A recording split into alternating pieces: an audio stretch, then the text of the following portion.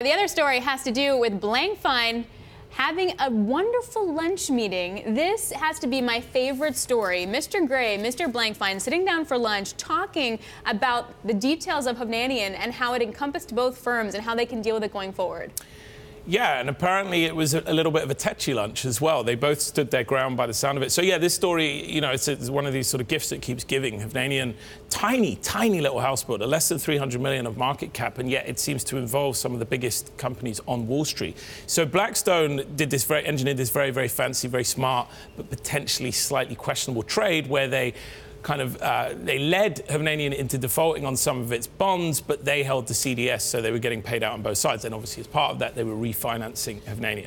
Goldman were on the other side of some of those CDS contracts and are unhappy about this, understandably, because they're on the hook for a lot of money.